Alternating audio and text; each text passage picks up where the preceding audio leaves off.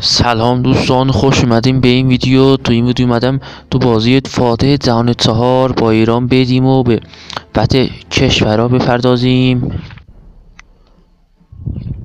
خب اول از همه باید برین و از این بخش فرمانده بخرین که من حالا خریدم و 41 تا فرمانده دارم.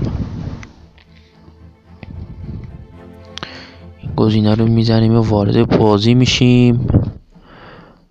خب میریم توی مود سال 2003.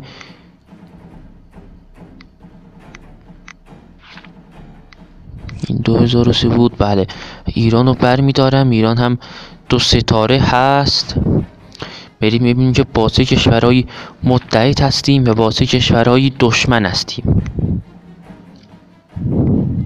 خب ما با روسیه و چین و کره شمالی و اینا متحد هستیم و با کشورهای مثل آمریکا و انگلیس و آلمان و فرانسه دشمن هستیم.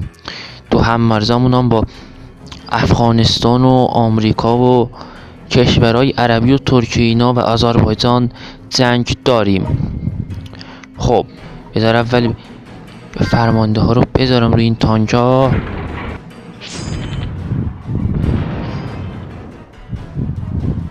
صداشم یکم کمتر کنم که صدای منو بشنوین. خب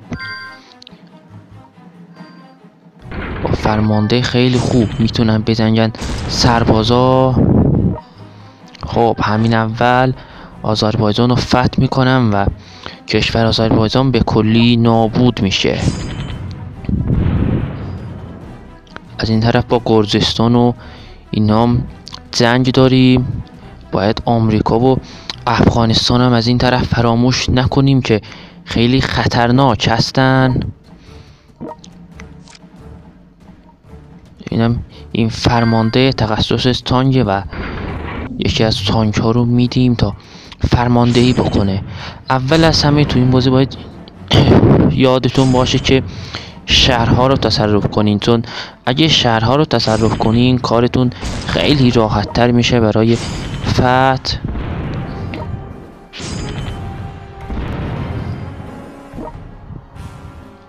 خب یک دوتام از شهرهای افغانستان هم فتح کردیم و افغانستان هم نابود شد. حالا باید از این طرف طالبان اینا رو هم بزنیم تا به کلی توی منطقه ابرقدرت بشیم و این مهمترین نکته است. توی خلیج فارس هم با کویت و عربستان و اینا و البته ترکیه هم باش جنگ داریم. یکی از فرمانده ها رو به این پیاده نظام میدم تا برم به سمت ترکیه و شهر وان. خب نیروهای آمریکایی تو خلیج فارس و اینا هم هستن. یکی از کشتیام یه فرمانده باید بدم که قوی تر بزنه. خب یه فرمانده برای کشتی ها پیدا میکنم و تو جنگ دریایی انگلیس هم میزنیم از این ور.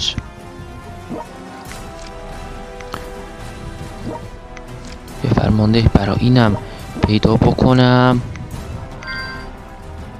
بله این مختصش نیروی زمینیه.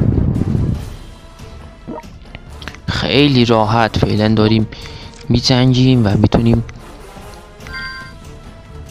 خیلی زود کشور ایران رو گسترش بدیم و به اون چیزی که میخوایم برسیم. توی تهران هم بذاری تانک بذارم، حتی نمیشه، پولمون کمه. خب اینم از این.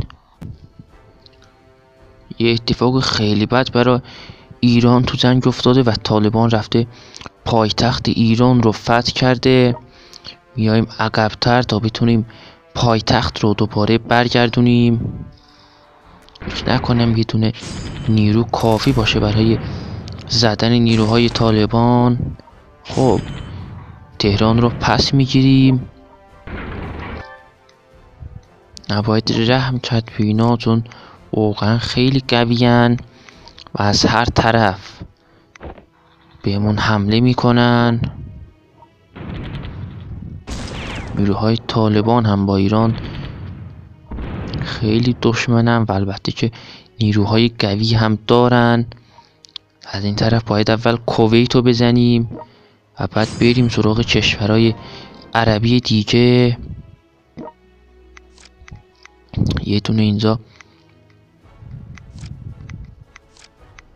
توپم بخرم که از پشت نیروهای دشمن رو هدف قرار بده.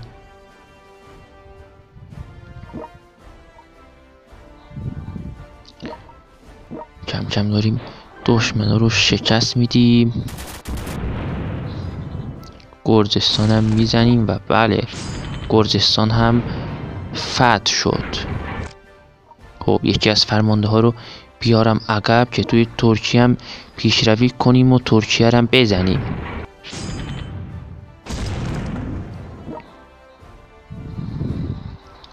نیروهای ترکیه هم قوی هستن. همینطوری باید ادامه بدیم و ایران رو بزرگ کنیم، چون ممکنه روسیه شکست بخوره و برای اینکه جلوی آمریکا و انگلیس و ژاپن بایستیم باید کشور قدرتمندتری داشته باشیم.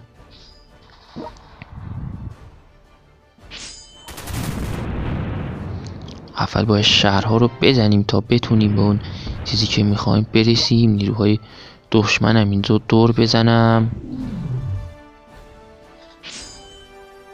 از پیاده نظامهای ترکیه فعلا پول کم داریم و نمیتونم نیرو بخرم، برای همین باید برگردیم و پول به دستمون برسه تا بتونیم دشمن رو بزنیم. خب نوبت منم رسید.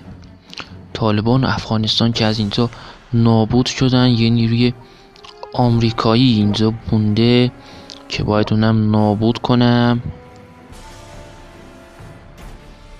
نیازی به فرمانده ها ندارم و نیروی زیادی برای اینجا لازم نیست.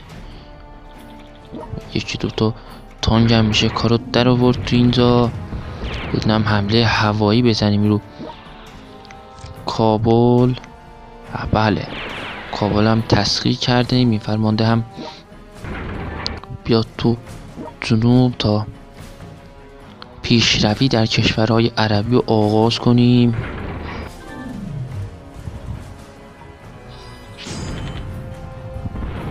خب اینم از نیروهای اضافه دشمن. واقعا فرمانده ها کارو در میارن و اگه فرمانده نباشه نمیشه اینطوری کارو در آورد. کویت هم از یاد نبریم و اول باید کویت رو تسخیر کنیم برای پیشروی تو عربستان.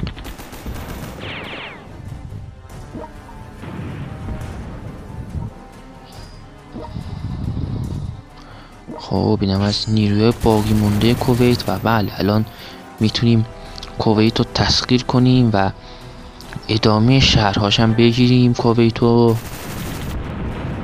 اینجا نیرو داریم، اینجا بریم شهر موصل رو بگیریم. اینم از موصل. اینجا یه دونه فرمانده داریم و میتونیم باهاش به جنگ ترکیه و نیروهای آمریکایی بریم. خب اینجا یه دونه نیرو بذارم که دشمن نگیرتش.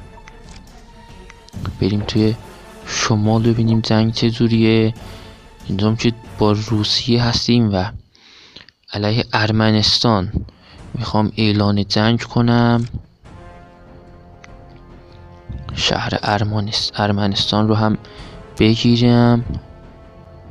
زمانی هم که قدرت زیادی پیدا کرد ایران، به روسیه هم اعلان جنگ خواهم کرد و میخوام انتقام ایران رو بگیرم ازش. ارمنستان هم پیدا نمیشه اینجا.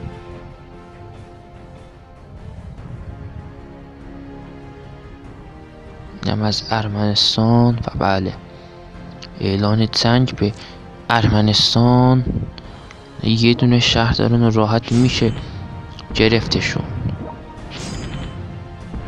یه حمله هوایی هم بزنم به ارمنستان که کارشون رو دیگه تموم کنم. اول یه حمله هوایی بزنم. خب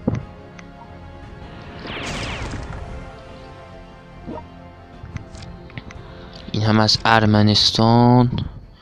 توی شمال که دیگه کشوری دشمنمون نیست و میتونیم تو جنوب و با کشورهای عربی حمله کنیم و بگیریمشون.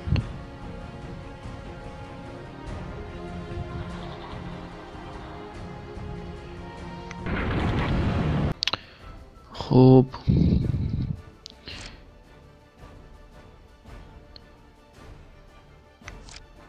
باید بریم سراغ شهرهای دیگه. عربستان هم اینجا اومد و یکی از شهرهایی که اشغال کرده بودیم و ازمون گرفت. نیروها هم برگردن از اینجا، چون اینجا به وجودشون نیازی نیست.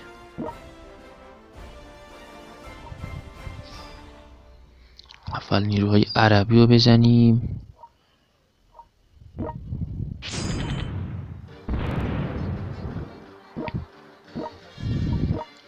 خب اینم از موسل که دوباره پسش گرفتیم.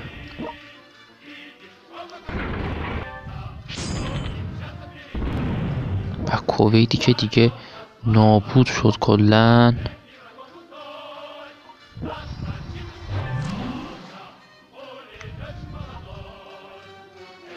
بیاد اینجا و بتونیم نیروهای دیگه دشمن رو بزنیم. یکی از ساحلای انگلیس هم اینجا میگیریم. خب نیروهای باقی مانده دشمن که باید نابود میشدن.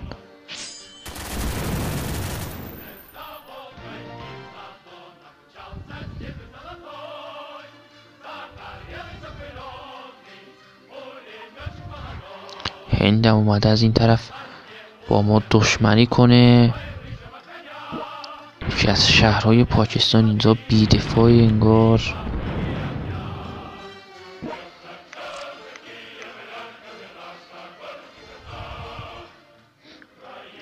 خب اینجا نیرو بذارم.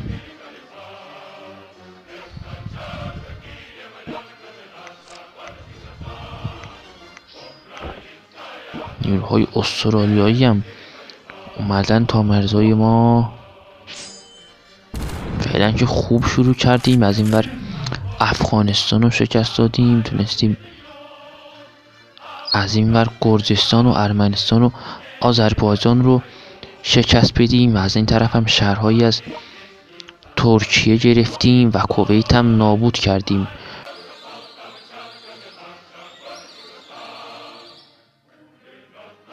و تو پارت بعدی بقیه این ویدیو رو میذارم و ایران بزرگتر و بزرگتر خواهد شد تا بتونه به یکی از ابرقدرت ها تبدیل بشه. دوستان با لایک و ساب این ویدیو رو حمایت کنید. مرسی و خداحافظ.